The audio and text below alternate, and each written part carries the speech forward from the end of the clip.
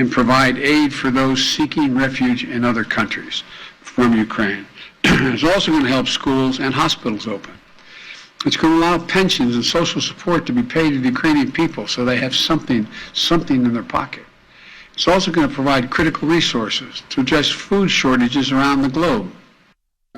We need to be able to check a box on if we want to do that or not. I agree. You know what I'm saying? This is our taxpayer money. Exactly. All those things he's talking about, we need right here. That's right. Like, literally, we need right here. Have you looked in your own backyard, President Biden? That's unbelievable. I'm not going to ever sit here and act like I know what phone that is. That was my bad. Oh, I'm not going to ever sit here and act like I'm some geopolitical expert, but Lord have mercy, man. Yeah. Every single thing he's talking about, I feel like we need in our own backyard, and I don't even see our taxpayer dollars going to us right here. Nah, there's a lot of money being sent over to Ukraine, and like you said, there's so much that we need here, whether it's education, whether it's, you talk about the food traps and all that stuff. There's so much that we need. Now, also, Donald Trump, he's comparing the N-word to nuclear.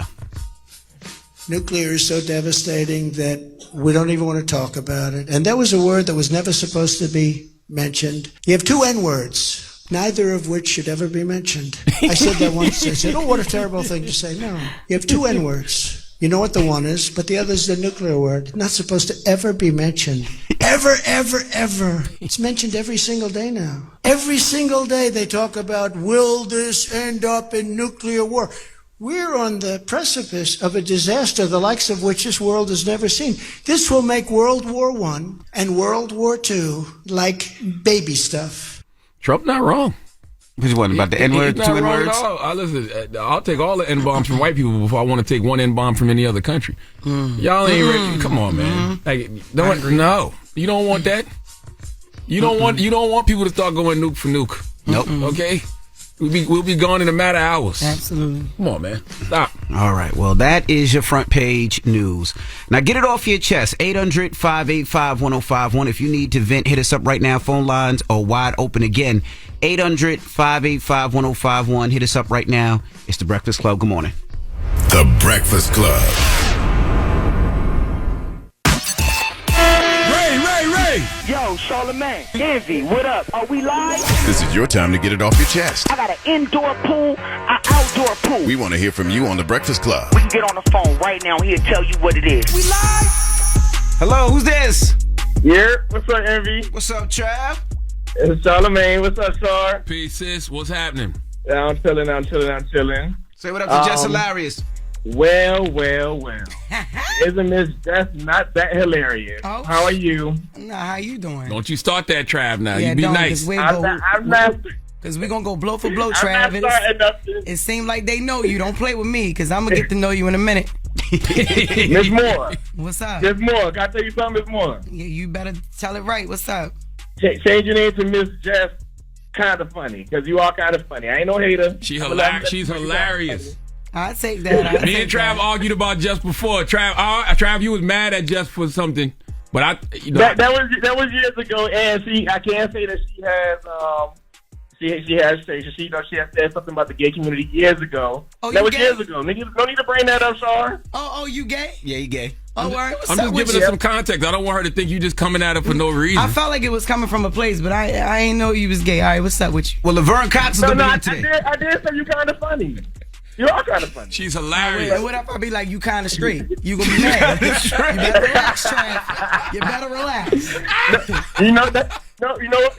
Jess, people be thinking I'm straight when they meet me. Sometimes. You know what I'm saying? So until I get to talking. You do that kind of straight now that I think Yeah, about it. he does that Trav. kind of straight. He do. Sure, Envy, Jess, listen. I want to talk. What should I do? Right? I think the person that lives above me, I think he beating his girl up.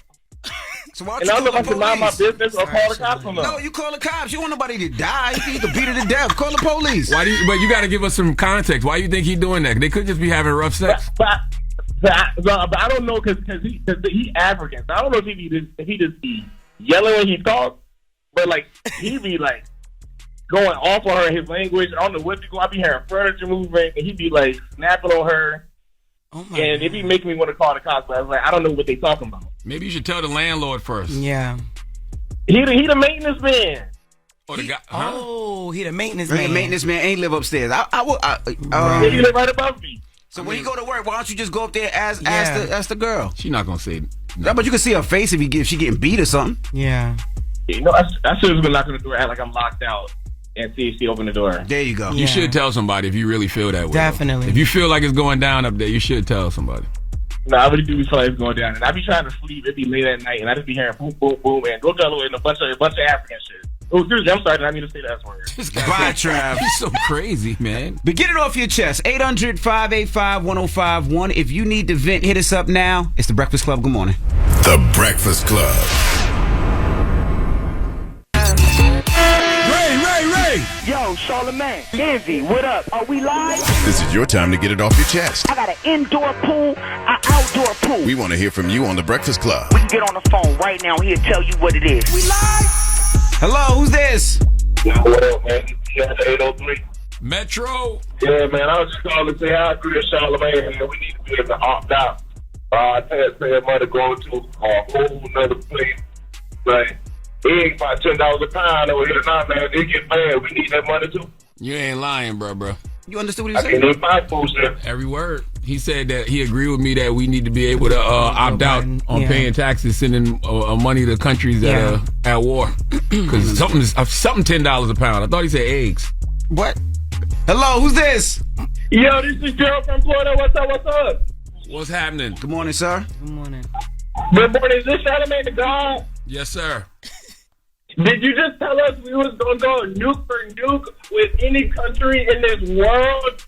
No, that's not what I said. I said you don't. I said you don't want nobody to be going nuke for nuke. I said we'll all be dead within a matter of minutes. Absolutely. But I just wanted to put on the record that America is that country. We spent so much on our military. No country wants it with us. It will be over within a matter of a second. Yeah, but you acting like Russia and China don't have nuclear weapons too, bro. There's gonna be a lot of deaths. Like you don't want that. That's not what you want. A lot of destruction. We don't want that at all.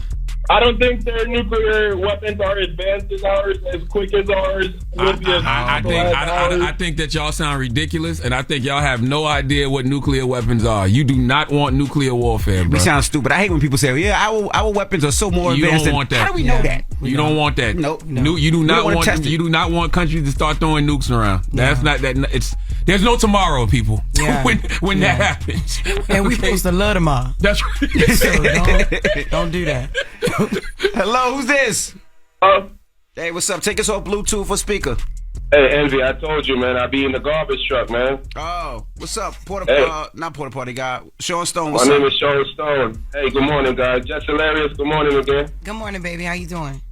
I'm doing good, beautiful. I'm up getting that bag, you know what I mean? Yes. Oh, this is the same one from the barbershop truck. Yep. Okay. Sanitation truck. Yeah, the same. Okay. Garbage truck. You said barbershop, you said garbage truck. Okay. Yeah, I know. But I want to talk about Trump, man. I think he's funny, man. He's one of the coolest white dude out there. I'm pretty sure he said the N-word before, though. You know what I mean? I'm sure he has. Yes. I'm sure. Yeah, and then the crazy thing is everybody preparing for this nuclear war yet? I got canned food. I got a lot of water. What else I need to get? Because it's going to pop off. Sean Stone, y'all got to stop speaking that. Y'all got to stop speaking that into existence. Sir, it's going to happen, sir. You see all the lies that they telling us? Bro, listen. You said nuclear war is going to happen. If there's nuclear war, there is no tomorrow. I know. What are you talking about? Like this ain't like you want to see what's going on? It's not gonna get to nuclear weapons, bro. No, watch. It's not. No, ain't no watch. It's not gonna get to that. Yo, Charlamagne. Last week they talking about UFO, and they wasn't even talking about the big trail derailment in Ohio with the chemical spill. People have been talking about that. I mean, it's been all over the news. It's not been on the news a lot, though. But I'm saying nuclear war ain't gonna happen, brother. I don't want it to happen. It's not gonna happen. Do y'all understand what nuclear war is when y'all are having these conversations? When y'all say nuclear war, and the last person who called and said America got it with nuclear weapons, that's a damn lie. Russia got the most powerful nuclear weapons. That's a fact. I think they got the most nuclear weapons as well, but they definitely got the most powerful ones. Like y'all don't know. No, you don't want nuclear war, bro. Don't even. Trump is right. That is the N word that you don't want to be speaking. Yeah. We just gonna depress ourselves on this day already not on Wednesday? today. Because they saying it so nonchalant. Yeah. Like, do y'all understand what y'all saying when y'all say nuclear war? Well, Sean Stone said he got water in canned goods, so he And got. that ain't gonna mean nothing with a nuke. So that don't mean that. He got can. He gonna hide in the garbage truck. He got water. He got If you can. speaking nuke, don't none of them cans. This ain't about to be I'm Legend. Ain't At all. You serious? At all. Get it off your chest. 800-585-1051. Now we got rumors on the way. What we talking about? T.I. responds to Boosie calling him a snitch and canceling the joint album. Damn. All right, we'll get Man. into all that when we come back. We coming in hot this morning. It's the Breakfast Club. Good morning. Oh, and Laverne Cox will be joining us next hour. The Breakfast Club. Morning, everybody. It's DJ NV, Charlamagne the Guy. We are the Breakfast Club. We got our guest host, Jess Hilarious, joining us. What's good? She got her flat iron charged up. You know what I'm saying? She done fixed that left side. First off, flat irons don't die, Charlamagne. So it was never dead. It was plugged up. Thank you. It's not Had to battery warm operated. I had to warm up. She though. said she had to charge her flat iron up. She mean warm it up. Yes, you did. She mean The warm one it up. side was straight. Y'all know how y'all had the blunt cut, one side bending, the other side straight. No, it looked like the wind was blowing all night. No, I'm not doing it. What'd you say about the blunt? Yo, Bye. shut up. Look, Let's bye. get to rumors. Go. It's just for the mess. And my news is real. Child, the ghetto. This is the Rumor Report So my news is real. on the Breakfast Club. Honey, it's ghetto up in here. Yes, it is ghetto. T.I. responds to Boosie Badass canceling joint album and calling him a rat. All right, so Boosie Badass, I'm not calling him that. So Boosie, I just can't. Like, at a certain age, you're not about to be badass to me. All right, Boosie old ass, he shared his decision to shelf his completed joint album with T.I. So they already had an album that they completed, and he didn't want to put it out because he found out that T.I. snitched on his dead cousin. And they were shooting a reality show together. Yep. Really? Yeah. Boosie and T.I.? Yeah, it was, That would've been good. It was something about with their sons, I believe. Oh, wow. No, that would have been all them damn sons.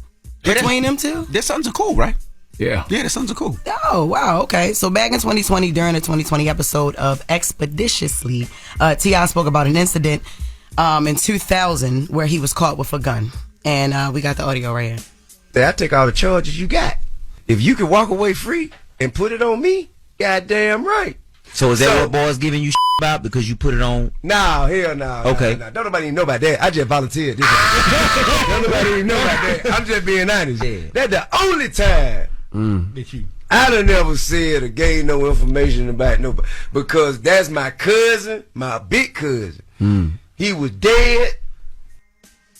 First of all, like I said earlier, I think that he just talking and he just lying, to be honest. But he really said his lawyer convinced him to snitch on Tootie. Now, Tootie is his cousin. Rest in peace, Rest in peace to Tootie. Yeah, you know what I'm saying. But that's what podcasts are about, volunteering information for no reason. But would Yeah, y'all have a problem with that, though? But it ain't real. You don't think it's real? I think that T.I., well, for one, T.I. do like to talk. And he said, oh, they ain't know about that. Like, that's just something that... You just talking. Like, volunteering information. It's volunteering information that ain't Podcasting. real. I'm telling you, that's not. But Boosie didn't like that. He had something to say. He recently did an interview with Vlad TV. I swear he does a Vlad interview every Friday. I don't know why, but in the video, this is what he said. With the T.I. situation, if he did that, you're a rat too. I don't spare no about it. Because if you doing anything wrong, you doing anything criminal wise, and you cooperate with law enforcement to get you out of trouble, that means you're cooperating. That means you're a rat. But I'm going to tell you like this. When I saw that, I think T.I. I think he went up there and just got the talking.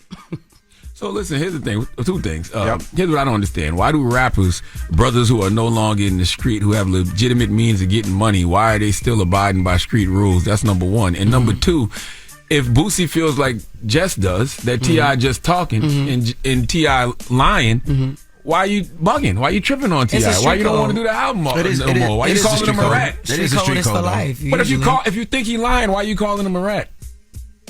Like, why would you go that far? You put that narrative out there. You already, it's like, why would you even want to put that out there? Then nobody asked you. You just said, like, yo, they don't even know about that. That's just something that I did. And even though they're not in the streets active, there's still rules that they do follow. And that's for, I'm a civilian. So that's ridiculous. To me, it sounds crazy. It sounds like, look, if I have a family member that's dead, Yeah. And I have a chance to not go to jail and blame it on him, and he's not going to get any repercussions. It's not like they're going to put on his gravesite, I died with a gun charge. Yes. You know why it's ridiculous to still abide by street rules? Because when them people come, the FBI, and they hit you with them RICO charges, what's the first thing you say? I ain't in no gang. I ain't in the street. I ain't active. So why are you acting active now? Well, you ain't got to be active. Just, Man. You know what? I'm a civilian. Let me mind my business. I pay my taxes. Look, T.I., come on with the paying the taxes. T.I., he came back. Listen, he ain't even get on. I wish he would have just made a video, but he didn't. Because you don't want to read all that. Man. But look, what I do notice is the thing that, the whole PDF that he did, right? It ain't one dictionary word in here. You know, that man be like, he like to go dictionary and thesaurus on you. This how we know he's serious. It's all slang. Like, I can't even understand it. He went all Atlanta. He had to be like Grant Cardone. He had to speak in a vernacular that these Negroes understand. He really dumbed it down. Ebonics. Yo, he said, yeah, so I don't know if it's you or your OG uncle that needs to see it, but I got my paperwork ready to show. Pull up. My number's still the same. My address the same, my nigga. I'd never speak certain disrespect on your name / reputation about a if, homie. The convict, man, look, he ain't never talked like this. That's how I know he was typing too fast, man. He wanted to get that off his chest.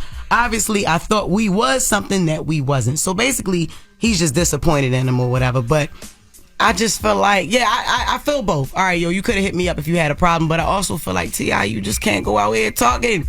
He don't even like when people do that. Yeah, I didn't like none of that because all the times I've seen T.I., stand up for Boosie. You know, when Boosie has said something crazy and he's getting backlash and T.I.'s come to his defense. And once again, if Boosie thought that T.I. was lying and he thought T.I. wasn't telling the truth, then why even go that far with it on the Vlad TV interview? Why call that man a rat? I just hate, like you said, they got history together. And those brothers, like you said, were shooting videos. Their kids are cool. They stood up for each other before. I just felt like it should have been a phone call. Let's have a conversation. Absolutely. And then if we don't want to mess with each other, we just don't. Absolutely. Don't play to the crowd so much and have to explain yourself to these people so much before you explain yourself to your real partner. If you got a question about your real partner, pick up the phone and ask them. And they're supposed to be friends. Boosie felt some type of way though about it. He's so extra. Play this last little clip. Play this. I'm like, why the he say that when we got a album finna come out? Okay. Like, it was like, bro. Okay, so is that album coming out? No. Oh, so you have a finished album with T.I. that's not coming out? No, because it ruined everything. Because of that. It ruined everything. I woke up with my phone, everything full. Like, Boosie, you cannot do an album. Boosie, my real fans like, Boosie, you the last one left. What? You know, my uncle OG called me. Like, Boosie, that album ain't, my uncle called me, that album ain't coming out. He told you that. That was my uncle's OG 61. Why is his old ass 61 calling you, telling you the last one left? Last one left where?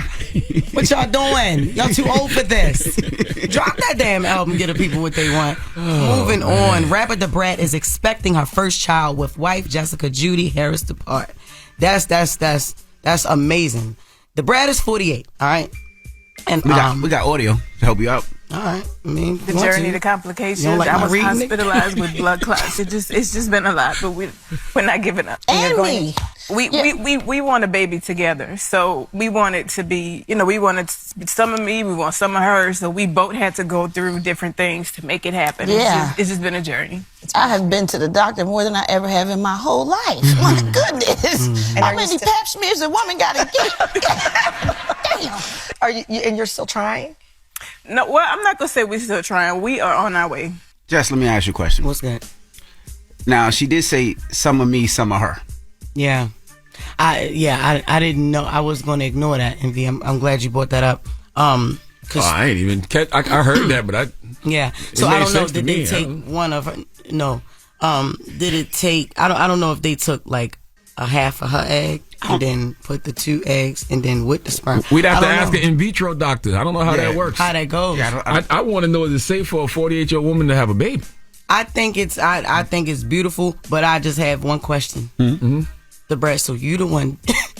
No, Jessica, you the one doing the bending. No, I'm joking. They my people. They my people. it went over your head. I would like to have a doctor tell us if it's safe for a 48-year-old. But didn't Janet Jackson have a baby at 50? Allegedly. That's allegedly. Yeah, we will never know. Allegedly. Yeah. We don't know. Well, congratulations to. Congratulations. We see the Bratz number. But she had on the Bulls jersey and the fitted. She had the starter. She had a starter Chicago Bulls jersey. For the maternity shoot. Maternity shoot was fire. In front of the airbrush backdrop. Yeah, I said, what the Millennium Tour, baby, is going on here? The Bratz, you crazy, baby. Congratulations. Yeah, congratulations. All right, and that is your rumor report. Now, when we come back, we got to tell you about Malcolm X's family, and they're filing a $100 million lawsuit. We'll tell you why, so don't move. It's The Breakfast Club. Good morning. The Breakfast Club. Your mornings will never be the same. Our audible pick of the day is Unity in the Community. Queen Latifah presents Inspiring People Solving Real Problems. Listen and get inspired to get involved. Start listening when you sign up for a free 30-day trial at the home of storytelling. Audible.com/Breakfast Club. Morning, everybody. It's DJ NV, Charlamagne the Guy. We are The Breakfast Club. We got our co-host, Jess Hilarious, joining us. Good. Yes. And let's get in some front page news. Now, Malcolm X's family is filing a $100 million lawsuit alleging the cover-up of his assassination. Get your money. The government's admission that they conceal evidence involving the assassination of Malcolm X. The truth of what happened and who was involved has always been critical. And so for this great injustice, we will be filing a wrongful death lawsuit against these governmental entities for $100 million on behalf of his daughters that are coming forward. They deserve it all. Get your money. Okay, that was absolutely a hit job conspired by the powers that be. They killed that great leader and used the disputes that was happening between Malcolm and the NOI to frame the NOI for that murder. Okay, so they didn't just take out a great man, they dismantled a great movement at the time. So I want them to get all their money. $100 million, not enough, by the way. That was Ben Crump, attorney Ben Crump. Now, Ben Crump got to be tired. Yeah, he's tired. God, yeah, he got to be tired. He got a case with me next month. Do he? Yeah, he got to give me some money for Master P. You stupid. I'm joking. Stupid, man. I want my 15, yo. Man, come on, Ben, you help me. Man, that'll be so funny. If Jess Hilarious get Ben Crump to get her money back from Master P. Yo, that's stupid, yo. That'll be so stupid. Now, actor Ben Stein, he's facing some backlash because he talked about Aunt Jemima's syrup. To do something which I sometimes do, which is to make breakfast for dinner. Aunt Jemima yummy pancake syrup. Now, this used to show a large African-American woman chef, but because of the of Americans' corporate culture, they decided to make it a white person or maybe no person at all. But I preferred it when it was a black person showing their incredible skill at making pancakes. So God bless you all and have a good evening. Now, people are mad about that. Man, shut up, man. I swear, they are mad about that. Because he said he missed Aunt Jemima? Or is they mad about the large black person? They mad about the large. He said the large black chef. He said chef. He didn't say slave. He said chef. Yeah, he said large. I don't remember if Aunt Jemima was large or not. We only seen her head and her neck. How do you know? I don't remember if she was large. She was large. You just see her. Nah, you just see her head. Look. Right, that's why I said, how do we know that she was large? I don't remember seeing Aunt Jemima's body. Actually, because Miss Butterworth was the bottle. Yeah. So she was actually snatched up. But, you know what I'm saying? So it's because he called her large? That's what I believe. I'm not mad at none of it. But if we're going to go with anything, it's going to be, there was a large African-American woman. That's what they mad at. The man said he missed Aunt Jemima and he don't want no white people on his bottle. And I don't blame him. What's the problem? I don't blame him. It feels odd to go to the store and buy it and don't see Aunt Jemima on it. To me, I don't want to see Pearl Milling Company. I like to see Aunt Jemima. Exactly, that beautiful black face. That's right. When I see that black face, I know it's legit. Mm-hmm. But now I don't see that. Yeah. She had no Jerry curl. It was a Jerry curl. Look closely. It was a little Jerry. So when y'all say people are mad, who mad? Social media. Man, stop, man. Stop paying attention to them idiots on them digital D-heads online. Well, there's a new bill in Florida. You know, there's a lot going on in Florida. And Florida passed this new bill. I don't know if you guys are into it. But the new bill in Florida would ban dogs from sticking their heads out of car windows. How? How we going to tell them to not do that? How? I don't know. But with everything going on in the world, that's what Florida's doing. What's the reasoning? I need more going on in context. Florida. Y'all worried about dogs sticking their head out the window? They said pets sometimes get seriously injured by objects as you drive down the road. You know, pets can't wear helmets, so they get slapped in the face with rocks, pebbles, and I've never seen that. I've never seen nobody driving with their dog hanging out the window and like the dog head hit a car or hit a truck or none something of like that. Nah. I've never seen that either, but that's a new bill in Florida. So you go Florida. And lastly, I don't know if you always wonder about that though, because how hot is the car that the dog got to stick his head out the window? No, they just like the wind. The wind blowing in their face. They just like the wind. You know what I mean? It don't even be hot. It don't even be hot. For real. And lastly, you guys had the first iPhone when it came out? Yeah. I don't remember. Yeah, it looked like an iPod, yeah. Y'all still have it? No. Well, somebody just auctioned off one of their first iPhones, and they got $63,000 for that iPhone. What did it look like? Wow, which one was that? iPhone 1. The one. Oh, the one. Dang. First mean one, Jess. All right, shut up. All right. Yeah, the first iPhone. But this person had it in a box. It was never opened. It was still sealed, but they got $63,000 for the phone. When the phone came out, it was only worth about $599, but she got $63,000. Her name was Karen Green. And then she's, let's play. I know what race that is. Yes, what race it is. Now her last name Green now. All right, that don't mean her first name Karen. Right, and she bought a phone for $63,000. No, she had it. She sold the phone. She sold the phone for $60,000. Oh, no, the person who bought it was white. I don't know what she was. Yeah, the person who bought it was white. There we go. All right, well, that is your front page news. Now, when we come back, Laverne Cox will be joining us. Yes. And we're going to kick it with Laverne Cox when we come back, so don't move. Yo, why you had to double say the name? Like, what? We kicking it with Laverne Cox because Laverne Cox is here. Go to commercial. All right. Laverne Cox when we come back. It's The Breakfast Club. The Breakfast Club. Really cool. And we're prepping to do a show with Norman Lear, the legendary Norman Lear, called Clean Slate. George Wallace, the legendary comedian, plays my dad. Wow. It's set in my hometown of Mobile, Alabama. It's a comedy, and it's about this woman who goes back home and tries to reconnect with her dad after many years of being away. So we start shooting that in Savannah like next month. Oh my God. I don't think this era ready for Norman Lear comedy. Norman Lear is the Jeffersons and Good Times. Well, I don't think they're ready. One All Day in at the a Time. Family. One Day at a Time did really well, and he has new shows. Norman is 100 years old, and he's still producing shows, and people are watching. So as long as they're watching, we're gonna keep as creating. long as they're right? watching, yeah. Norman is amazing. He is getting to know him, and just being in a room with him when we pitched the show to him was just iconic. We sat in the room with him for like 90 minutes, and after the meeting, he said he was 96 at the time. He said, "I learned more about life in this last hour that I should have known that I didn't know, and I'm so grateful." And we started working together on pitching this show, and it took years, and now here we are. I want to go back for people that don't know. This Yes. is Laverne Cox, first time on The Breakfast Club. Yes. Amazing. So how did you get into acting? What made you want to act? What got you into that mind frame as a kid? I've always been a performer. So I started out as a dancer. So I'm 50 years old. So back in the day. Damn.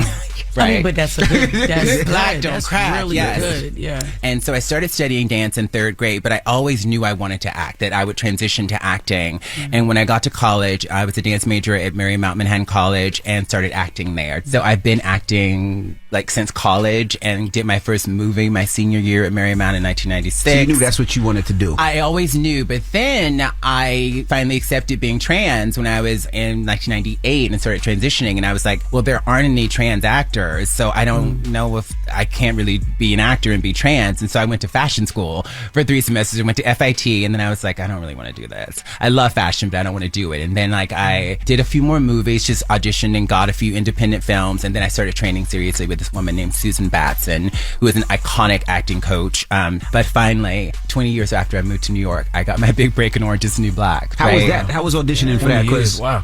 You know, at first, I'm sure people didn't necessarily say, I don't know if Laverne fits this, or how difficult was that being turned down? I mean, it was years of no's. I mean, the reason why it took 20 years is that there were no roles for me. So at Susan's studio, she would have industry nights, and I would audition for casting directors and agents, and they'd be like, you're very talented, but there's no roles for you. You're trans. It's like, maybe you should move to LA. And so it was constantly that. And every once in a while, a trans something or drag thing would come up. And a lot of times in the beginning when I was auditioning, it would say drag queen, but I would just go in, and they didn't know the difference between drag and trans, and I would book or I wouldn't book. And so for years there just weren't roles for me. And so when the Orange Is the New Black audition came along, I actually was going to stop acting. I turned 40 that year. So this was 11 years ago. It was 2012. I turned 40. The big break hadn't happened. I was like, well, girl, you're 40, you're black, you're trans. Who do you think you're kidding, thinking you can do this? And I was studying for my GRE to go to grad school. I was in student loan debt. It was a mess, girl. I was in rent arrears. Like, I was on a payment plan to avoid eviction from my apartment. I love that you looked at Envy and said, It's a girl, right? Yeah. When I say I love that warms my heart. Girl is gender neutral. So girl is gender neutral. Like a lot of people say dude and it's gender neutral. Girl is gender neutral for me. So everybody's girl. So I'm girl all the time. He call me girl all the time. So it is what it is. But the great thing about when the Orange audition had happened is that even though it was a struggle, I had been in acting class every week because I loved it. And this is what I say to people. If you want to be an actor and you don't love it, you should do something else because you're going to be too old, too young, too short, too thin, too trans, too black, too white.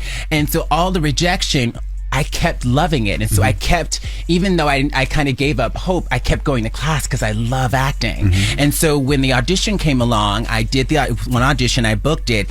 And then this juicy role came along and this beautiful writing, and I was prepared. I was ready because I had trained. I had done independent films for free, student films for free. I did everything I could to get experience. And so when this opportunity came, I was ready. And I love that Oprah says there's no such thing as luck. Luck is only when preparation meets opportunity. And when my opportunity came, I was prepared, and I'm still here, and I still love what I do. And I get to do so many different things now. I love that I'm an actor, but I also get to host red carpets, and I have an interview show. That's amazing. That's what I wanted to ask you. Do you like one more than the other? Do you like being in that live red carpet space more than you do like what? I love it. I didn't think I would. When E approached me, I was like, well, I'd hosted their countdown show in 2020 and had a lot of fun doing it. And then they asked me to, to be their new red carpet host. And I was like, do I want to do this? And will people forget that I act? And acting has always been that, even though I've always done a lot of different things, I know that I'm an actor first. And that's what I prioritize. And that's why people even care about me. Yeah. But I love it. At the Grammys recently, I interviewed Machine Gun Kelly, and he came to the carpet really vulnerable. It was intense. I was like, what's going on here? It was a different energy than I'm used to. He cried, I think, right? And he was really emotional. He found out in the car on the way there that he had lost the Grammy, and he was planning to win, and had built up, basically he said that he had built up like all of this, I'm going to prove people wrong, and I'm going to be valid now because I've won this Grammy, and he didn't win it. And he actually had the courage to be vulnerable and admit that. And on live television, and it was a beautiful raw moment, and I love being able to hold space for that. I have a show with E called If We're Being Honest that's on Peacock, and it's an interview show, and I get to hold space for complexity, for people's humanity. We laugh, we cry. This is the stuff I love, where we can have real moments with the guests I'm speaking with, and then hopefully the audience. I wanted to ask you about the red carpet thing, because I wanted to ask you, what did you learn in the moment with Will and Jada? We love you. Thank you for all the years of joy you've brought us. Thank you. We can't wait for more Red Table Talk and more entanglements. And no more entanglements. No more entanglements. Like after you received the backlash and everything, what did you learn? Oy vey. I learned that the world was not ready for the evolved relationship that they were presenting us. Because when I just jokingly said, we're looking for more entanglements. I love Red Table Talk. I love Dismiss. And people thought I was being shady. And I talked to Jada afterwards. She was fine. She thought it was funny. But the world interpreted it as mess. I feel like their intention was for us to see a different way to do relationships that wasn't like this traditional thing, and the world made it into mess. Traditional heteronormative monogamous ideas about what a relationship should look like. I think everyone can do relationships on their own terms and should do relationships on their own terms, and I think they're doing that, and the people just don't get it. All right, we got more with Laverne Cox when we come back. Don't move. It's the Breakfast Club. Good morning. Morning, everybody. It's DJ Envy, Charlamagne the Guy. We are the Breakfast Club. We're still kicking it with Laverne Cox, and our guest host Jess Hilarious is here. Being a comedian, we often speak on nothing is off limits. You know what I'm saying? Like we speak on things that people in these days and times may take a total different way that we're trying to put it out there. Do you think that because a comedian has a joke about LGBT, that they're homophobic? Like, what are your thoughts on that? Because I got a lot of jokes about the LGBT, but I have a lot of jokes about straight people too. Yeah. Everybody. I think it's really complicated. I interviewed Cameron Esposito on my show, if we're being honest, and Cameron's a non-binary stand-up comic, and Cameron thinks you should be able to joke about anything. Right.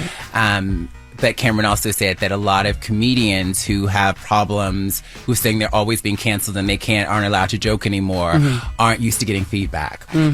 So there's that piece. And I think too that one can say something or do something that may be homophobic or racist and not be racist, right? But there's a difference between I am, like a statement of Brene Brown distinguishes between shame and guilt is shame is I am a mistake and guilt is I made a mistake, right? So I think that's an important distinction to make, that someone can unknowingly say something or do something that's transphobic and not be transphobic. I was on set for a show that I was doing many years ago, and one of my coworkers, who I adore and we're still friends to this day, said the T word that ends with a Y, and I wasn't upset by it, but I was like, I understood in that moment that my coworker didn't understand that a lot of trans people, if you said that word, would have a problem. So it's just like something, just like with racism, right? Like I could think somebody can do something racist or say something racist,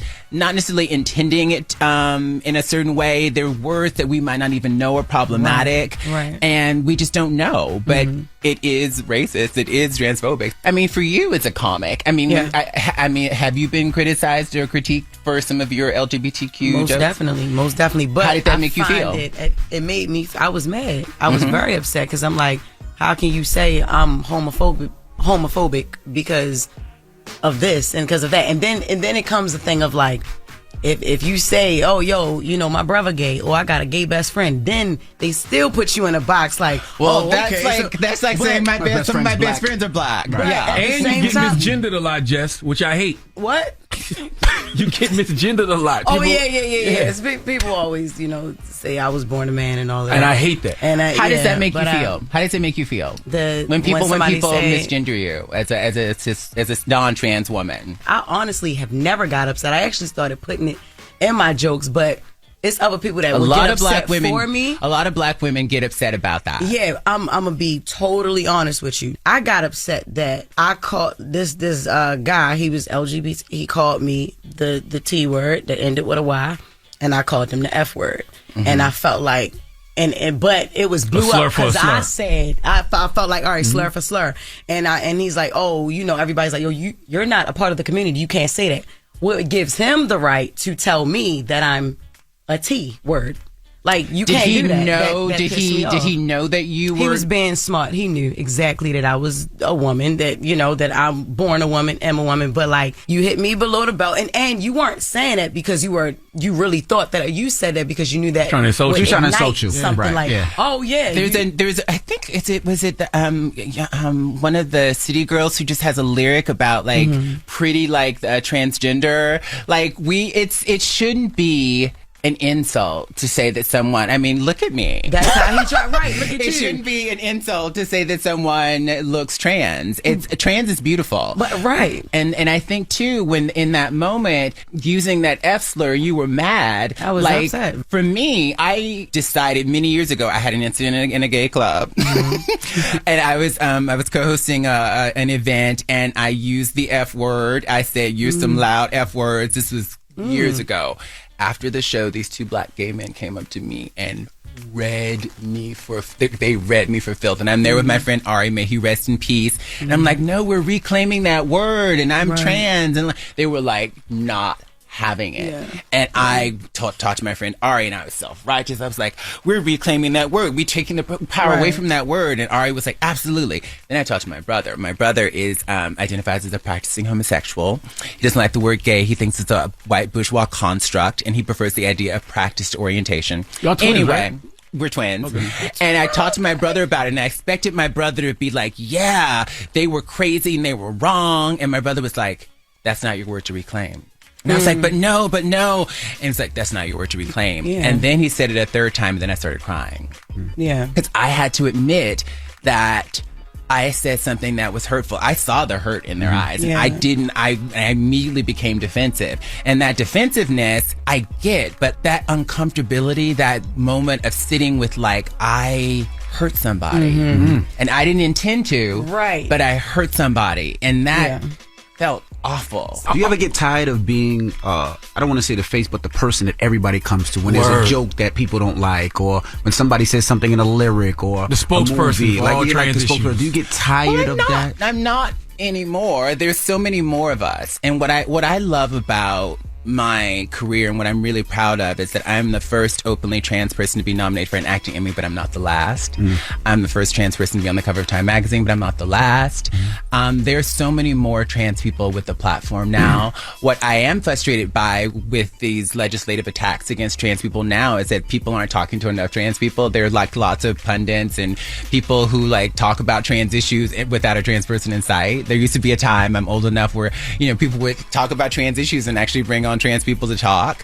What I've learned is I can't speak on every issue because it's exhausting. This stuff is also traumatizing. Transphobia is traumatizing. Racism is traumatizing. Misogyny is traumatizing, and I can't live in that space. I can't live in that space all the time. And I know that 2020 taught me that too. I'm honored that I've been chosen, I think, by a power greater than myself to be a vessel for all of the visibility that trans people have now.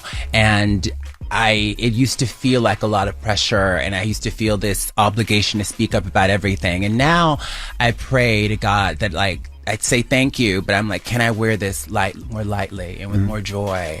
And I'm getting there. I'm getting there by staying in the love. Absolutely. I do want to ask, Yes, since we're talking about it, when it comes to gender identity, should we let kids wait until they are older to make that decision? Because I know that's a big It is a political talking big point. conversation right now. And what I say to that is that if you are not a trans child or have a parent or a parent of a child who thinks they might be trans, it's none of your business. I think what has been happening with the GOP specifically now and all the we have to protect kids in sports, kids this, kids that. It's never been about kids. It's always been about stigmatizing trans people. There's a law in Oklahoma that was just introduced that would ban gender affirming care up until the age of 26. This tells me what I've always known. That's never been about kids. It's about making trans people not exist. Donald Trump just made a speech saying we need to ban gender affirming care for everybody. He may have misspoken. He misspeaks a lot, but he said we need to ban it for everybody. That is the plan. So I think when we are talking about someone else's access to health care or bodily autonomy, it's nobody else's business, whether they're a child or an adult. The American Academy for Pediatrics, the American Medical Association, the Endocrine Society have a set of protocols, and they're all well respected for treating trans kids, and that should be handled by doctors, not legislators, not people who are not involved. All right, well, don't move. We have more with Laverne Cox when we come back. It's the Breakfast Club. Good morning. We are the Breakfast Club. We're still kicking it with Laverne Cox, and our special guest host is here, Jess Hilarious.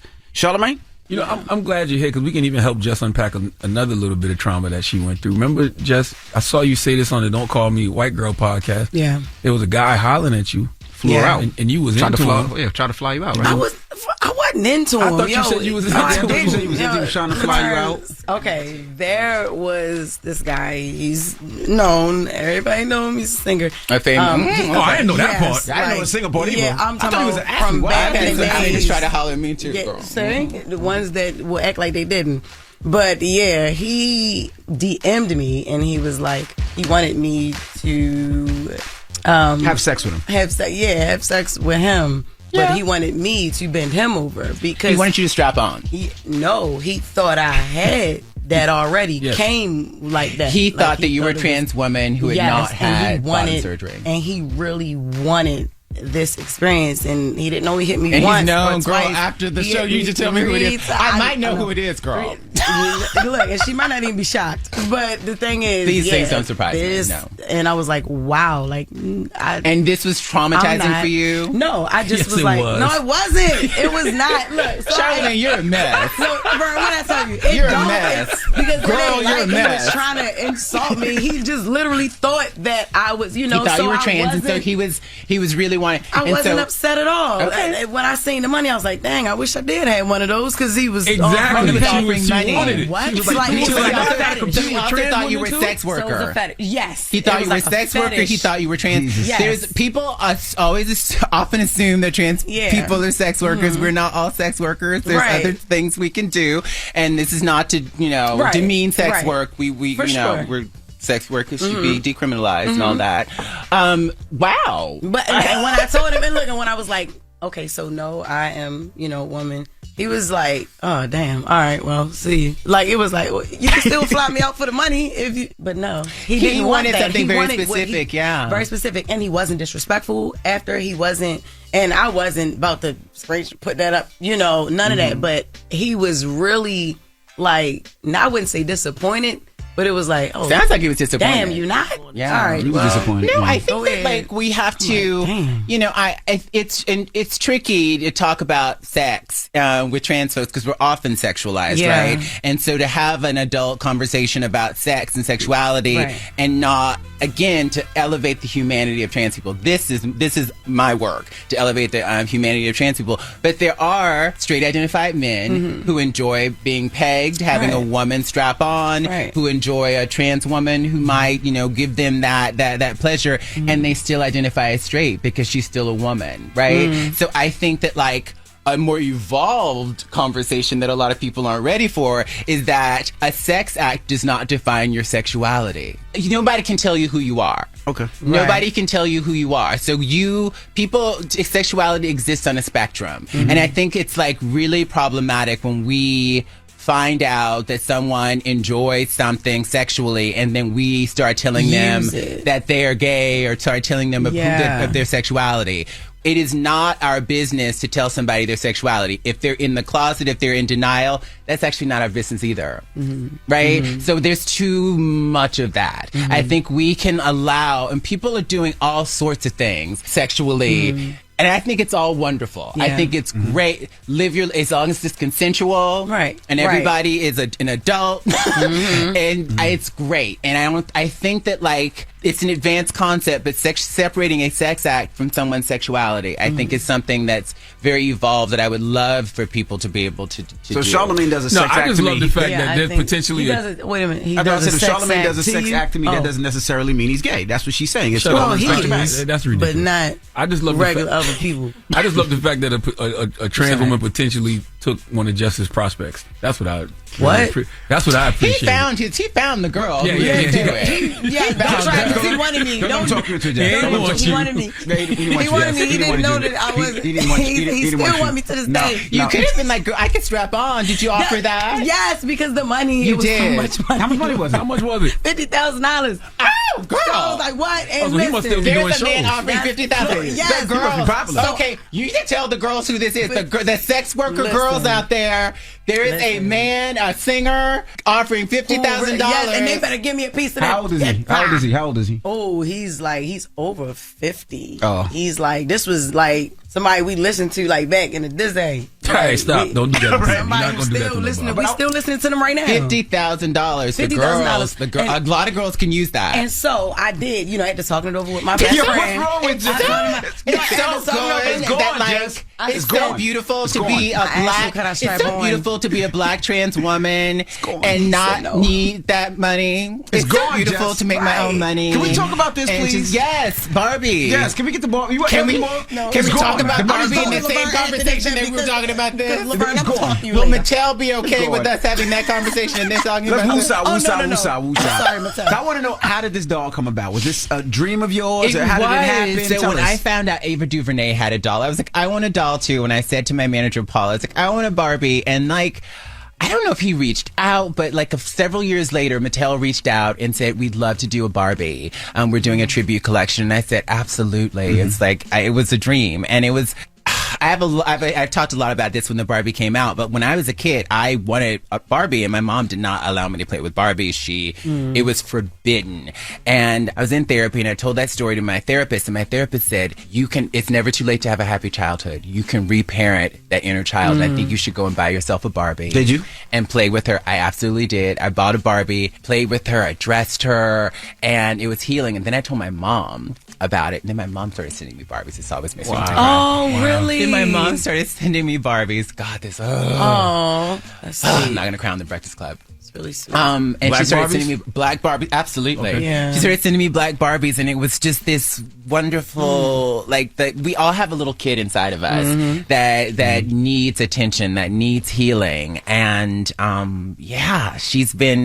I've been taking really good care of my inner child, and Barbie has been a huge part of that. And so what was so exciting for me about having my own Barbie is that other people can have this space of whatever age you are to reparent your inner child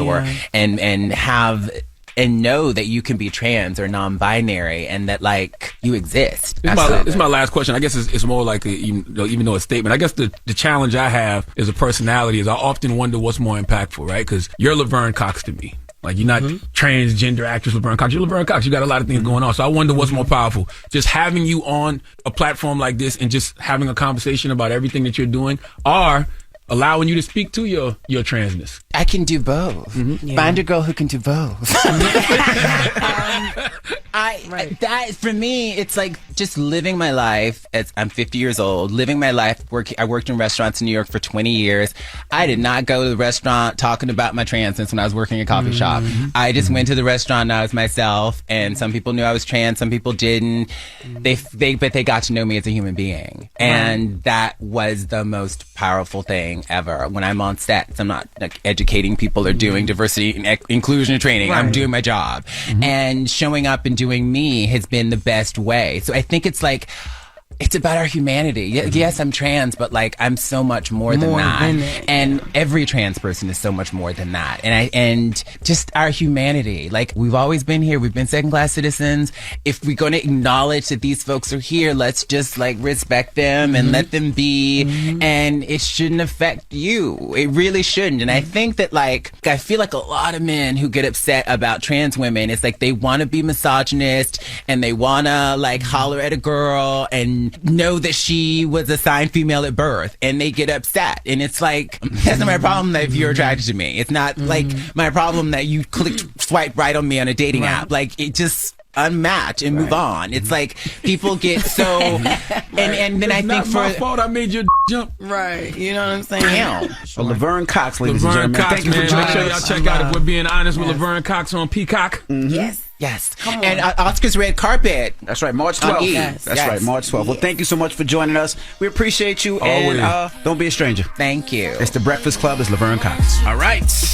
Morning, everybody. It's DJ Envy, Charlamagne the Guy. We are the Breakfast Club. Our co-host Jess Hilarious is here, and shout out to Laverne Cox. If you want to see that full interview, you can hit up the website breakfastclubonline.com. Thank you, Laverne, for pulling up to the Breakfast Club. Absolutely. I don't know who told her she was banned from the Breakfast Club, but that was a lie. Yeah, that was a lie. Great conversation. Over an hour conversation as well. Yep, she stepped in with that Mugler, honey. What that is? The Mugler. Remember the coat she was wearing? Yeah, the outfit. All right, well, let's get to the rumors. Let's go. It's just with the mess. Somebody new, somebody real. Child, the ghetto. This is the Rumor Report Somebody new, somebody real. on the Breakfast Club. Woo, honey, it's ghetto up in here. Yeah, this ghetto too. Gucci Mane wanted to join BMF, but was allegedly denied by Big Meech. All right, so apparently back in the day, Gucci Mane, he did want to be a part of BMF, the actual label, but he was turned down. During an interview, former BMF rapper Blue Da Vinci mentioned that Big Meech chose not to sign Gucci because he was way too wild. We got the audio. There's the proof is in the pudding. I knew he was like, that's why Meech didn't let the be a part of the mob. Cause that Gucci crazy, bro. That will f you up. Yeah, all right, y'all playing with that like he a rapper. He is a rapper. Some of these become rappers, y'all. Some of these was ignorant before rapping, and they caught an opportunity. And like out there in Atlanta, bro, niggas used to drive. I swear to God, bro, I was at the at Gucci house. He had a studio house in his hood. This is when he was Gucci on the moon. After all this, after I done came back home from prison and riding through, busting at this studio while I'm inside the studio. Cause they just know where his studio at in the hood. Like, he's that kind of rapper. Well, I'm glad BMF had standards. Absolutely. Okay, he didn't get the proper references, so he couldn't get the job. I totally understand. I wonder how it would work anyway. Because remember, BMF was really close with Jeezy at one time, right? Wasn't Jeezy one of the artists? And Jeezy and Gucci had that long lasting. This was before Gucci and Jeezy. But that was before that beef? It probably would have stopped that beef from even probably would have squashed it. You got to think, Jeezy and Gucci was presented to us through So Icy. Right. Now they record together. But this speaks to what you were saying earlier when you was like, yo, why does rappers get money? I mean, why do rappers get money and they still want to live like they in the streets? Like Da Vinci just said, yo, some niggas just be like that and then get opportunities. They can't change who they are just because they get money. But I will say, salute to that man Gucci for his evolution. Because Lord have mercy. All you see Gucci do, Gucci be with his wife, Gucci be with his kids. You can tell he working out, taking care of himself. Gucci be going to therapy. Gucci got, that's what you want. That's how you should grow if you're a rapper. That is absolutely what you want. Now, apparently Meech didn't want any loose cannons in BMF, and he felt Gucci Mane could be a risk, Blue Da Vinci said. Now, I'm going to read just a little bit. Gucci used to always be in a club on the wall looking at niggas with a drink in his hand with his hat down trying to get him a victim. Meech knew him.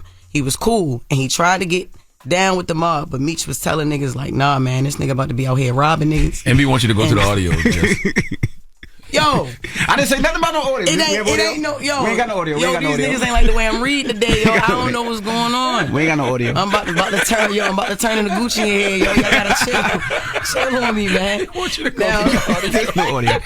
There's no audio. There's no audio, right? No, stop no audio. Playing, yo. No audio. Stop Why the you messing show, with yo. her? Stop playing, yo. Oh, you messing with her, yo. Man, all three of y'all best stop playing right now, yo, for real. It's only three of us. 1, 2, 3. I'm talking about the nigga right there, too. Him, the other one in the hat that don't ever say nothing. He just be over there clicking the audio. All right, man. So that's the thing, though. So you threw me off. Yo, shut up, Charlamagne. But it's said that Blue Da Vinci, like it was rumored that he was a snitch, so we can't really take his. Where you getting this from? Huh? We heard it somewhere. Remember, they were saying that Blue Da Vinci might have been snitching back in the day because he only did 5 years and everybody did like a gajillion. But I mean, that's allegedly. If you throw allegedly in there, no. There was I saw a Vlad TV interview from a couple of days. I think it was J-Bo. I think he was saying something like that. Yeah. Yeah, no, I just saw that. I'm gonna be honest with you. I just saw the headline. I ain't see the video. I just saw the headline that said that. As long as you throw allegedly out there, you good. Yeah, it's good. You good. As long as even if he wasn't, I said allegedly, so nobody can say nothing to me. But yeah, so because everybody got like a bunch of years or whatever. But so that's why they saying like, yo, we can't really can we take Da Vinci's word for everything that he's saying because he was like, it was rumored that he was cooperating or whatever. That's that. We gonna move on though. All right. Jermaine Dupri confirms versus battle. Let's go. Diddy. He said it's gonna be like the Super Bowl. We got the audio. We got the audio. Let's hear it. It's coming next year. Oh no! What's that look like? No, hold on. You just broke news on. Hold on. You missed it. Shady. He just broke news on I Am Athlete. Hold on. It's coming next year. Yeah, it's coming next year. Give us more details. Hey, what that look like though? What that gonna look like, man? I mean, like this. It's gonna be, it's gonna be like a Super Bowl. It's gonna be in the stadium. You know what I mean? It's gonna be a Mercedes-Benz. Home. Hey, make sure I get some passes, brother. We need some passes. Make sure your brother gets some passes. You know what I'm saying? Yeah. 2024 though. 2024. That's a long time. I don't think they meant 2024. I don't know. They might have recorded that in December or something. I don't know. I'm just because it's only February. That might be like something they recorded. But the podcast came out last week though. Yeah, I think they might have just put it out. I mean, it's the I Am Athlete podcast. They put a lot of stuff in the can. Salute to my man, Brandon Marshall. Either way, we know we're gonna get one. Who y'all think is gonna be? Who y'all think could win? Because it depends, man. I think that they should only do R&B and remixes. I think that it's not Diddy's more than even that, though. battle with hip hop.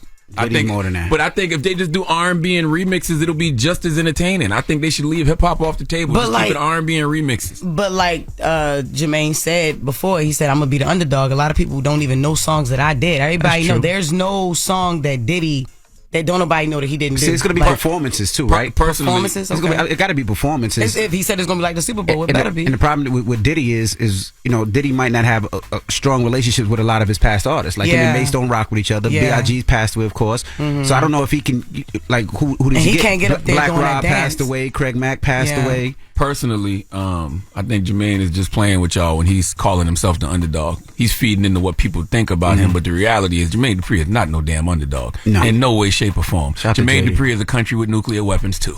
A lot of them. Yo, don't use the N-word, bro. You tripping. I'm just saying. Like I'm saying, I don't know why people be trying to play with Jermaine Dupri like Jermaine Dupri ain't one of them. Yeah, Jermaine Dupri one of them. He can clean up with Bow Wow. Just Bow Wow. No, not just with I was just trying to Jess. give him. You I love was it, just trying to Jess. give him You're a something. comedian. No. All right.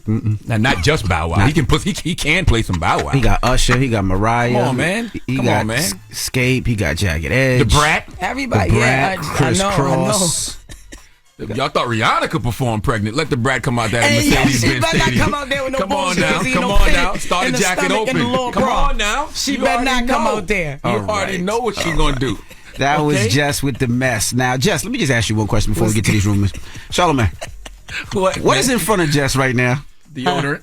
Why do you have have orange juice, because water, I came in here. coffee, and deodorant? Why you got deodorant? Because I came in, you know how y'all woke up late and I got in the shower and I forgot to, you know, I came in here and you know how you forget to put on deodorant and I ain't about to be around y'all two niggas musty. I just can't. I can't do it. I can't do it, man.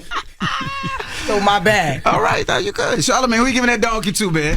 4 after the hour, we need Just Hilarious cousin Alan Lynch Jr. to come to the front of the congregation. We like to have a word with him. All right, Because he's from that era that like to record everything. Oh, boy. We're going to talk about it. All right, we'll get to that next. It's the Breakfast Club. Good morning.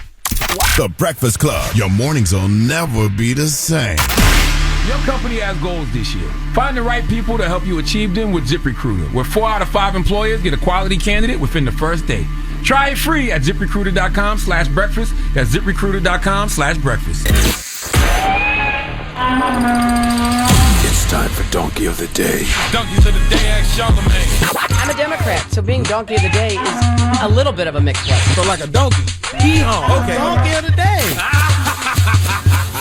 The Breakfast Club, bitches. Now, I've been called a lot in my 23 years, but Donkey of the Day is a new one. Well, Donkey of the Day for Wednesday, February 22nd. Today is Wednesday, February 22nd. I be getting the day strong. Oh, it is. It goes to a young man named Alan Lynch Jr. Now, he's 23 years old, and he's from Texas, and he's facing charges after recording himself fleeing from a state trooper. Today's the 22nd, by the way. You said 21st, right? Mm-hmm. No, I did not. Oh, my bad. I said 22nd, didn't I, Red? I know Jess, that. did he say 21st? 22nd? I said February 21st 22nd. and 22nd. No, I didn't. Okay. Yeah, You the one high. Anyway. I'm smarter than all you know. Go ahead. Alan Lynch Jr. is a 23-year-old from Texas, and he's facing charges after recording himself fleeing from a state trooper during a traffic stop. Let me tell you about this generation. I don't even think, it's a generational thing as far as age. Just this era that we live in, this world where people have a world within the world we live in. Did you understand what I just said? We live in a world where people live in a world within the world we live in, okay? There is Earth and what we do on it. Then there's whatever planet you choose to live on via social media. Some of y'all planet is Instagram, some is Facebook, some is TikTok, some is YouTube. TikTok, yo. Yeah, there you go. Some of y'all planet is Twitter, okay? Yes, people are living on the planet of the apps. And for some strange reason, folks who live on these apps think that what they do on these apps have no real world impact. And we've been seeing this for years. Why folks haven't grasped that, yes, what you do online will absolutely get you jammed up offline is beyond me. And that's why we are here today to speak on Alan Lynch Jr. See, Alan recorded himself being pulled over by a state trooper. Completely understandable in this day and age, okay? Because just like the New York lottery, hey, you never know. All right, let me keep these cameras on in case this officer is having a bad day and things go left. Mm-hmm. Well, they went left, but not because of the state trooper. They went left because Alan Lynch Jr. is a damn fool, okay? See, the state trooper asked Alan for his license and told him to get out the car, and then this happened. Let's go to ABC 13 Houston for the report, please. What could have been a routine traffic stop for Alan Lynch Jr. and maybe a ticket has now turned into a felony. And he's pretty much laid out the evidence for law enforcement. So, y'all, I got away.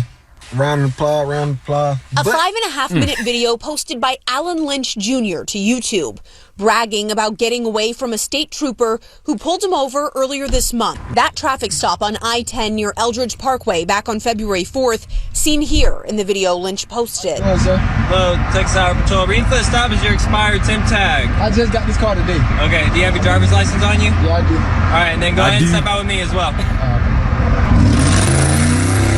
The 23-year-old takes off, seen weaving through cars on the interstate in his Dodge Charger, and then you hear a crash.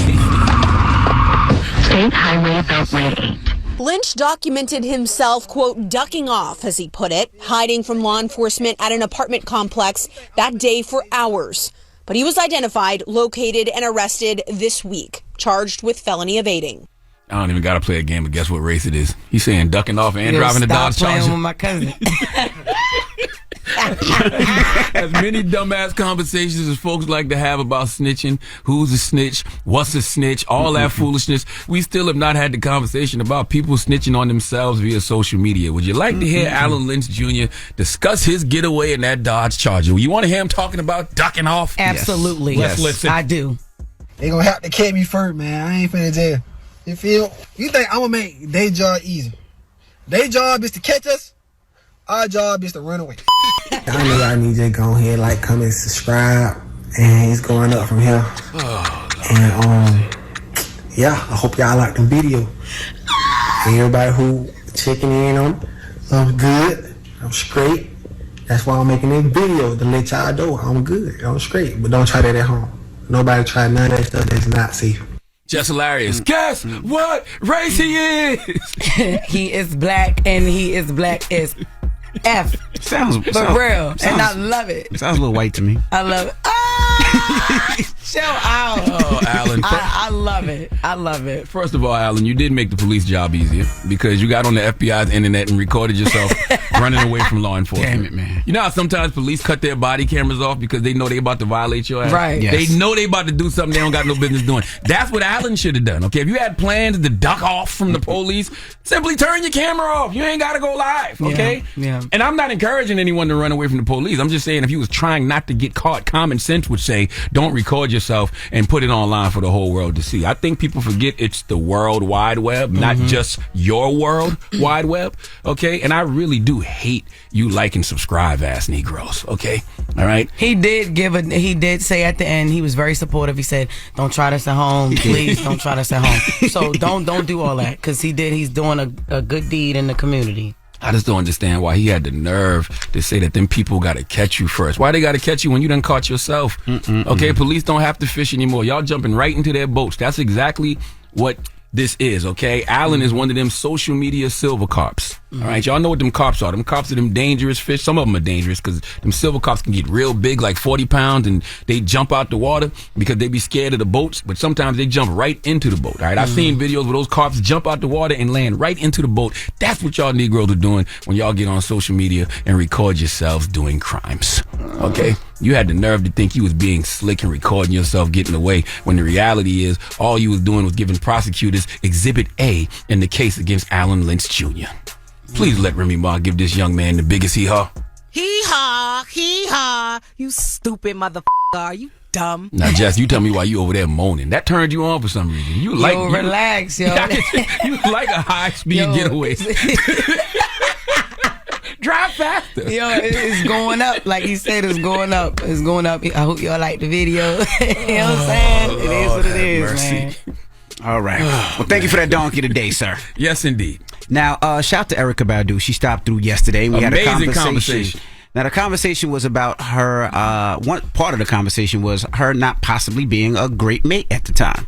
Yes, because I was saying that, I asked her, she's one of the women who don't get labeled. She got 3 baby fathers, but don't nobody ever play with Erykah Badu name in any way, shape, or form. But then she went on to speak about how she may possibly not be the best mate. All right. And I thought that was very honest. Do we have a clip? We're going to play the clip when we come back because we're over time. But what is the question? 800-585-1051. Are you not a good mate? Do you know that you're not a good mate? Can you Is that the admit question? to that? Yes. All that's right. That's a level of self-awareness. Admit to it. Let's talk about it when we come back. It's The Breakfast Club. Good morning. The Breakfast Club. It's topic time.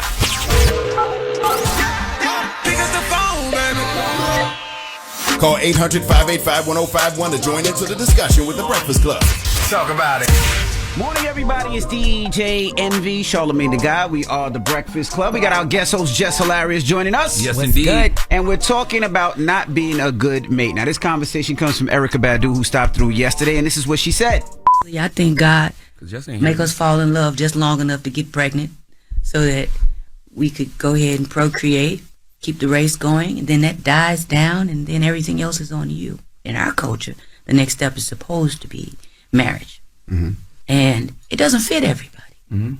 That doesn't fit me. And marriage is in this country a culture. Because we're all individual beings, everybody does not have relationship skills. Everybody does not know how to be a mate. And we try, but we don't even know how to do it. It's the most important thing. You know what? Maybe we putting that on Erica. She said everybody. So she didn't just say her. It's not like she said her. Everybody does not have relationship skills. And that is a fact. Yeah.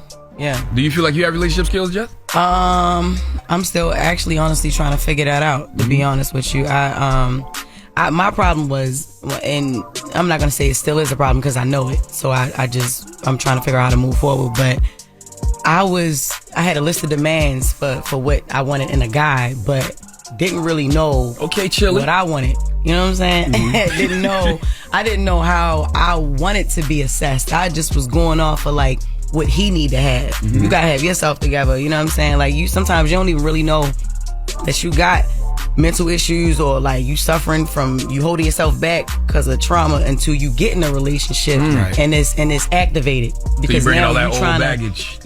So a lot of people don't even know that they got baggage until they try to be with somebody and try to love and realize like, oh damn, it's like this. Because you gotta make sure that you are ready and equipped with the skills, like she said, before you get into a relationship. That's why so many of them don't work. And that's why none of mine have worked. Dang, so you got a bunch of dudes listening right now. Like, I told her it was her fault. They told her it was her. It was her. It was always her. No. Just that one part. I'm like, I'm gonna tell him how to love me, and I really don't even really know what it takes to love a person like me yet. What was on that list of yours? The list of demands. Yeah. Man, first of all, you gotta believe in God for me. Absolutely. Like you can't. You gotta believe in something. You have to believe in God. For me, I want a guy to lead. I need somebody to lead. I'm so dominant, and so that's what men get messed up with me. It's like, and then I get it messed up with myself. I always had to be the breadwinner, and always had to be, the dominant one. So. You want to be soft sometimes. Yeah, I want to be soft. Yeah. You know what I'm saying? I don't always want to have to be hard up, but man, I can say bitches. Yeah. All right, bitches. Yeah. And then you got a lot of women that think they men. I mean, that think they, so it goes both. Men is like we switched somewhere. Now the women is, I don't need a man. I don't need. Stop all that. I hate that narrative. No, everybody wants love. Everybody wants to be loved. Whether it's poly, monogamous, it don't matter. I really feel like everybody wants to be loved, but the women, the narrative of, I don't need no man, whatever, I can do it all for myself. We so caught up in what we can do for ourselves, we never really give our companion or the guy or whoever you're gonna be with a chance to show us that they can do it. We already on hard up. Absolutely. Like, oh no, if he don't do it, I'm gonna go do it myself. Like, I hate that. I'm not like that. I want love. It's gonna come, but I gotta get myself together first. All right. Well, let's go to the phone lines. Yeah. Thank you. Chelsea, good morning. Good morning. Good morning. So you not a good mate, Chelsea? I don't think I am. Why? Well, only because I notice I pour a lot into a relationship and then I don't get back what I'm given. You fall in love fast. Kind of starving for it. You fall in love fast. It sounds like it.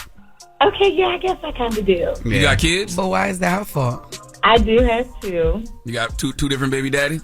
Okay, how you know? Dang. I mean, you said, I don't know. You said you fall in love fast. You fall in love fast and you pour too much into a person. That's not necessarily a fault for you. But they were long-term relationships when they were born, so it wasn't nothing quick. I agree with Jess. I don't think that's a fault of yours. You know what I'm saying? Because just because you treat somebody good and they choose to treat you bad in return, that don't have nothing to do with you. I'm gonna always show up and treat people the way I would like to be treated, even if it's not reciprocated. Right. Don't change who you are. Good. So let me ask you a question. I like that. When you give too much love, do they use that against you? Knowing that you love them too much, knowing that you pour too much in, they kind of take advantage of that situation? Yeah, I found that they do. Yeah. So I put up with more than I probably should. But then I always try to see the good in a person. But they always say, when somebody show you who they are, believe them the first time. Yeah. Okay. I'm gonna be honest with you. I can't wish you the best.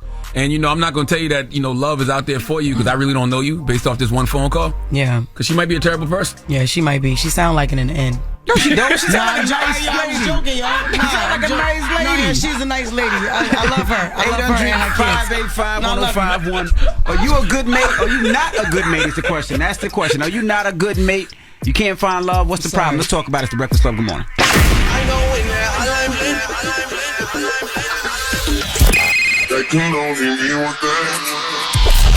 Call me. Get your opinion to the Breakfast Club topic. Come on. 800-585-1051. Morning, everybody. It's DJ NV, Charlamagne the guy. We are the Breakfast Club. We have Jess Hilarious here. She's our co-host. Now, we're asking, are you just not a good mate? Now, this comes from Erykah Badu, a conversation we had with her yesterday. Let's listen. Really, I think God make us fall in love just long enough to get pregnant so that we could go ahead and procreate, keep the race going, and then that dies down, and then everything else is on you. In our culture, the next step is supposed to be marriage. Mm-hmm. And it doesn't fit everybody. Mm-hmm. That doesn't fit me. And marriage is in this country a culture. Because we're all individual beings, everybody does not have relationship skills. Mm-hmm. Everybody does not know how to be a mate. And we try, but we don't even know how to do it. It's the most important thing. So we're asking 800-585-1051. Are you not a good mate? Hello, who's this? Hi, this is Trinity. Hey, Trinity. Good morning. Talk to us this morning. Hello? Hey, talk to us. Can you hear us? Hello, Trinity. Yes, I can hear you. Are you not a good mate? Why? What's up? Talk to us, mama. I think I'm a good mate, but I think I'm a bit high maintenance. What you I'm mean? on the autism spectrum, so I have a lot of needs that my partner would have to be able to deal with.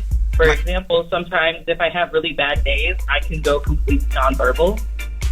And I know that's a lot to not have that kind of verbal communication with someone. Not really. I mean, I've been with my significant other for 25 years. I can sit around and not talk, and she can sit around and not talk, and I don't think nothing's wrong. Yeah. That might be different for somebody that you're meeting that's new. Right. Like, you know. What you mean not talk? So she said nonverbal. So I don't speak. Yeah, you never just sat in a room with your wife and just did, like, in silence? Y'all just watch TV or sleep? Or No. I think, okay, this is a little different when she said not speak. She seemed like she go home and she pissed the F off and don't even talk to her spouse. But she blamed it, but she said she on the spectrum. So you on the spectrum, you don't talk because you on the spectrum? That's like a result of you being on the spectrum? What you mean on the spectrum? Autism spectrum. She said she on the autism spectrum. She said she on there. I think you're on it too, to be honest with you. I'm real in low levels.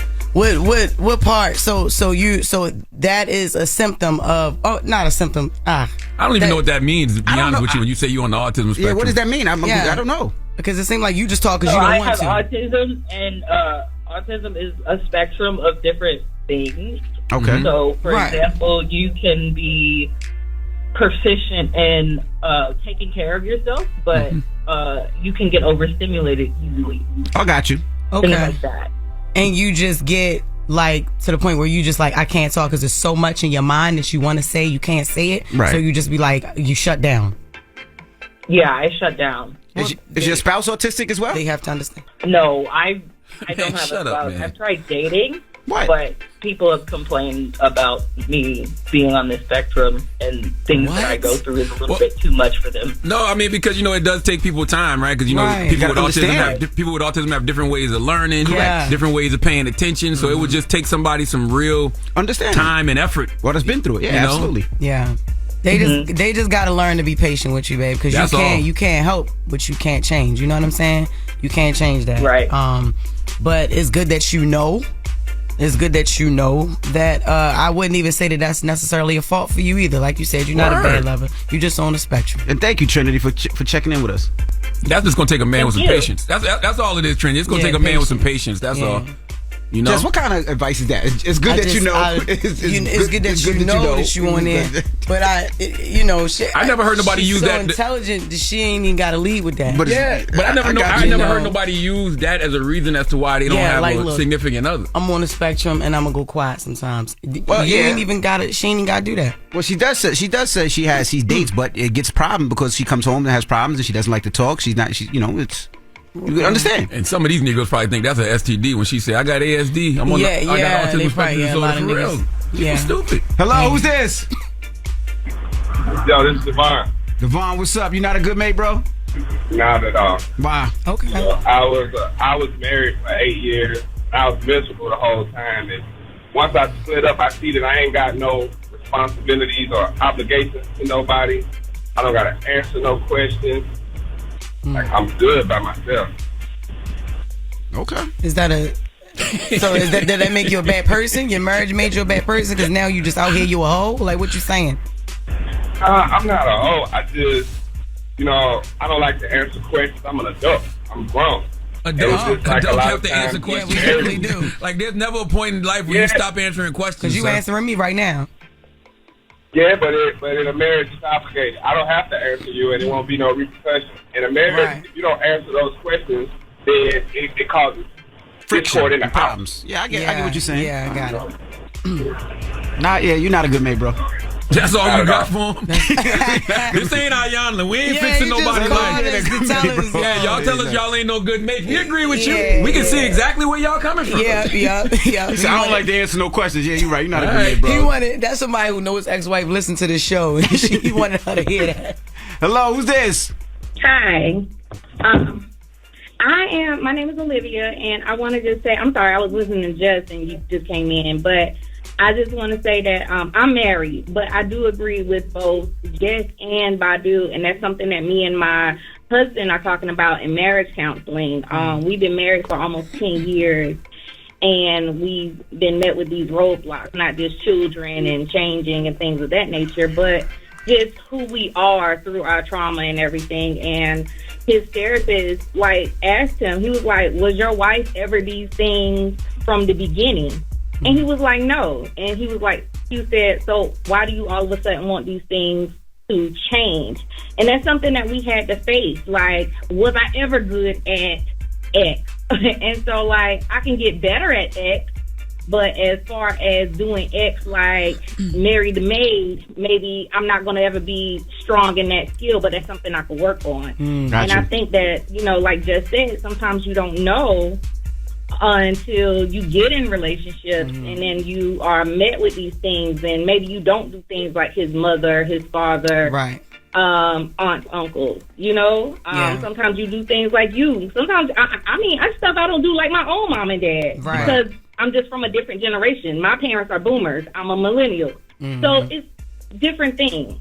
But you should do what makes your spouse happy, right? And your spouse should be doing what makes you happy. You know what I mean? But that's with evolution. Because when you start your dating history, and when y'all start dating, you're not the same who you are now. You're 10 years different. Like, I've been with my wife 28 years, and if we were the same, it would be horrible. Like, we evolve, and things change, and things need to change. That's right. And we got a nose job. I don't have a nose job. You got Tory Lane's daddy hairline. I got no nose job. He's not black. I am black. All right.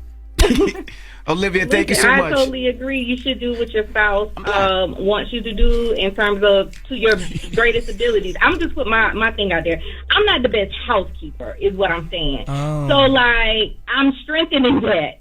But that's something that his mom cleans all day, every day, and that's cool. But at one point, I was working a full-time job. Plus, we have children.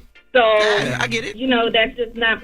Yeah, but that's the old school ways too. I would say that too. Like where mom cleans and the dad comes home. No, y'all both work. Y'all both clean. Me and my wife, we both clean. We both take care of the house. We need to learn that housekeeping. We need to learn that housekeeping and cooking are not limited to gender roles. Those are basic life necessities. We act like we ain't never lived on our own. You ain't never lived in your own apartment at least once. Of course. You had to clean the damn apartment. And sometimes you have to cook for yourself. Absolutely. Whether you're a man or a woman. I think the problem with a lot of these relationships is these social constructs. Like Jess said something earlier that's real. Like this idea of roles. You know what I'm saying? Because both men and women can lead. Both men and women can be soft. Like there is no either or. Because the reality is if you're a good leader, you're a good leader. Right. Correct. Saying you're a leader just because you're a man is ridiculous. Some of these dudes can't lead you nowhere but right off a cliff. Boom. Okay? So I think we got to get back to the idea of partnerships. 50-50 joint ventures. We both leaders, and we will both be required to do different things at different times. I agree. Simple as that. I agree. That's how it should be. That's how I think it should be. Well, we got rumors on the way, Jess. What we talking about when we come back?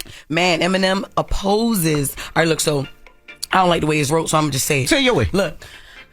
So it's this podcast that these girls got out and they using the word shady, and Eminem is trying to stop that because he got that trademark. Find out about it when we come back. Here we go. Jess with the mess is up next. It's The Breakfast Club. Good morning. Here we go. The Breakfast Club. Jess with the mess. And my news is real. This is the Rumor Report. So my news is real. On the Breakfast Club. What we got, Jess? Honey, it's ghetto up in here. All right. Eminem files opposition against Giselle Bryant and Robin Dixon's request to trademark their podcast, Reasonably Shady. Last year, Robin and Giselle filed to trademark their podcast with the intent of selling products. Last week, Eminem filed an opposition against Real Housewives of Potomac, not the show, because for a minute I was like, damn, yo, this nigga trying to sue the show, but it's just Giselle Bryant. Time up, my bad, yo. My bad, yo. Yo, he looking over here, my bad. You ready to dump it? I dumped it. Oh, you caught it? I caught it. All right, cool. Did I catch it? Thank Okay, you. so Just pause. no more N-words. All right, no more No N-words and no four-letter more words. S-words. Yes. I'm sorry. Okay, so Reasonably Shady, all right, which is a part of the Black Effect podcast network, Yes, which ma'am. is also where Carefully Reckless lives. Shout out to Charlamagne. Thank you so much. Yes, Anyway. ma'am. All right, he's trying to stop that. So apparently he has a trademark, Slim Shady and Shady, and he's trying to get this stopped right now. So he's suing Charlamagne and them? He ain't suing Yeah, nobody. he's suing Charlamagne. You don't have to sue. He just says you can't use it. Oh, so they're gonna stop using it.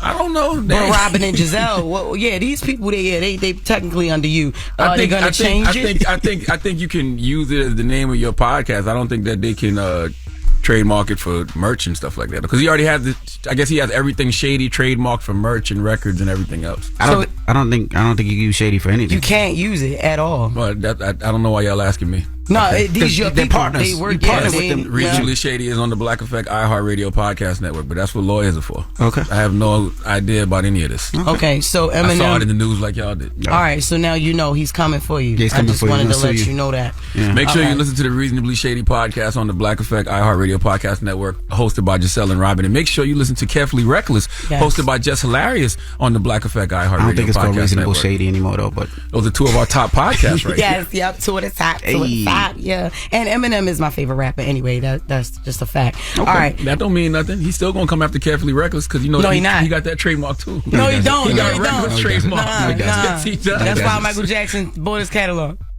I don't know, yo. I'm just going. Okay, that was a low blow. I just thought I was there. He better not come for me. I got you. All right, look. Tiger rumored to be dating Avril Lavigne. Now, this is very, very interesting because we saw pictures of them hugging in a parking lot as if they were saying goodbye to each other, but they ended up getting into the same car. It's Avril Lavigne's Tiger sneaky link. The reason why I think so is because she got engaged last year on January 7th to Mod's son. And they actually Mod's son, he wasn't at the Noble dinner where her and Tiger was at, and they were there with a few other people, but they got their little thing going on. Now her fiance was not there, but he did attend the pre-Grammys party with Avril earlier this month. That's too much. So yeah, damn, Avril, why you got to go and make things so complicated? There's a lot going on. What? So That's corny. a lot going on. Exactly. So Avril was Tiger's type. She white. But what does Avril Lavigne sing? She is white. What does she sing? What do you mean she is white? Does she sing? Yes. She sings. What she sing? She was the skater Why do you boy. have to go She and said, make "See you things later, so boy." complicated? Oh, that's hard too. Skater boy, yeah. And complicated. Yeah. Complicated was big. Why'd you have to go and make things so complicated? On a Monday, I'm waiting. No, that's not it. That's not it. I think that was. Why you don't think that's Tiger type though? Huh?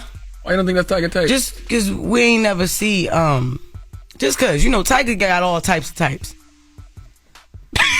So you know what I'm saying. Tiger be typing. You know what I mean? Yeah. All right. And yeah. All right. Well, that was just with the mess. Yeah. All right. When we come back, we got the People's Choice mix. It's the Breakfast Club. Good morning. Morning, everybody. It's DJ Envy, Charlamagne the Guy. We are the Breakfast Club. We got our co-host Jess Hilarious here. Yes, she is. And it's Black History Month. What we doing? Listen, man, salute to my man B. Dot. Every day during Black History Month, we drop a podcast on the Black Effect Podcast Network called I Didn't Know, Maybe You Didn't Either, hosted by my guy B. Dot. And today, B. Dot is going to talk to you about Isaac Woodard, a black veteran who was beaten by police officers while wearing his uniform. Teach, Dot, teach. I didn't know. Are you familiar with the name Isaac Woodard? Because I wasn't. By the time he was 26, he had been medically discharged from the Army. He had participated in World War II. February 12, 1946, he gets back to these United States of America. By this time, he was a veteran that had been decorated for courage under fire during his service in the Pacific. On a Greyhound bus ride from Augusta, Georgia, back home to Winsboro, South Carolina, he asked the driver, "Hey, at the next rest stop, can we stop so I can use the bathroom?" Bus driver says no. They go back and forth in a verbal dispute. At the next stop in Batesburg, South Carolina, the bus driver tells Isaac Woodard to get off the bus. This man is still in uniform. Again, they go back and forth, and the Batesburg police were called. Now, Isaac Woodard's account is, the police asked him, "Were you discharged?" He replied, "Yes," and that's when the officer hit him in the face with the billy club. Isaac Woodard takes the billy club away from the police officer. When another officer approaches with his gun out, says, "Drop it, or I'm gonna drop you." Isaac drops the billy club. And then they beat his eyes to blindness with their billy clubs. They take him off to jail, bloodied and blinded, and beat him some more. This happened in February of 1946. By November of 1946, in a trial over whether excessive or unnecessary force was used on Woodard, the Batesburg police chief claimed that he only hit Woodard once, and an all-white jury acquitted him.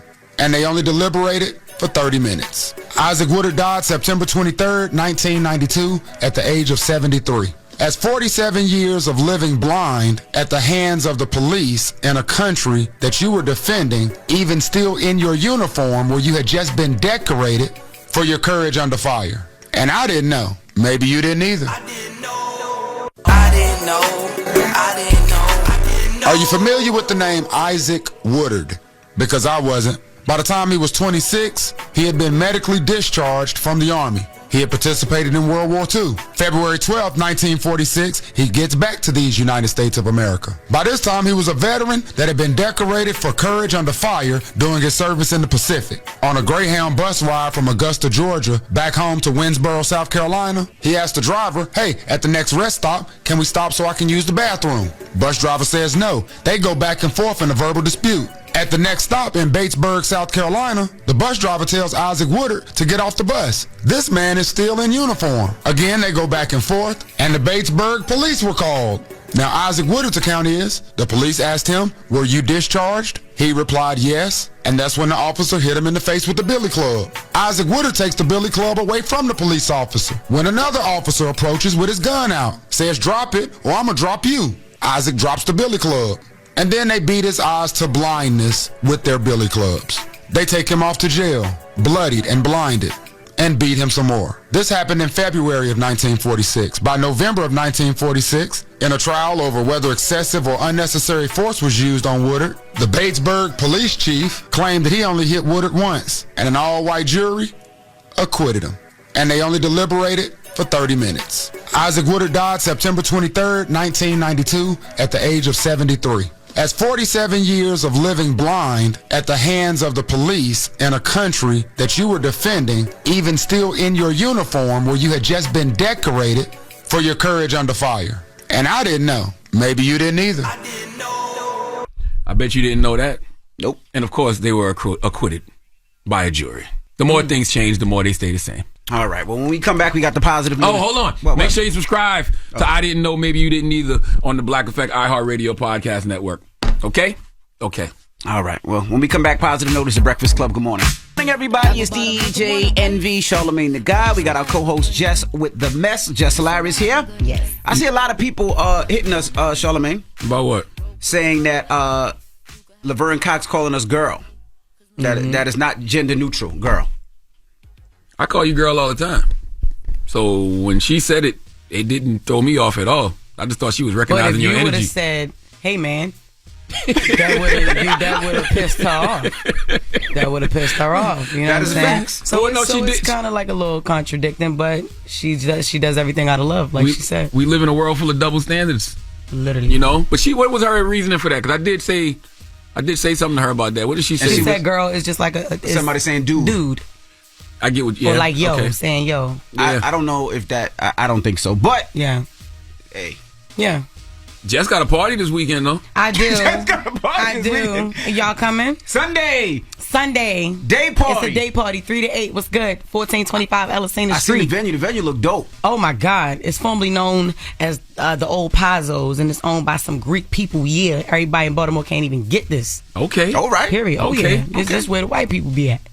Not that that really matters. But Charlamagne got scared when I asked him to come. He was like, yo, where it's going to be at? It's not going to be in a project show. It's going to be right. I said, where what time white they start people be walking shooting? their dogs at. No, Huh? man. I said, what time they start shooting? They don't shoot around And you that said area. that's why you doing a day party. Yeah, so you can be back. You can be back up here in New York by the time they start shooting. Now the spot looks dope. Tell them how they can get tickets. They got hookah there. They got alcohol. They got a good everything. food menu. I looked it up already. Got 2 floors. Look dope. Oh, you got me?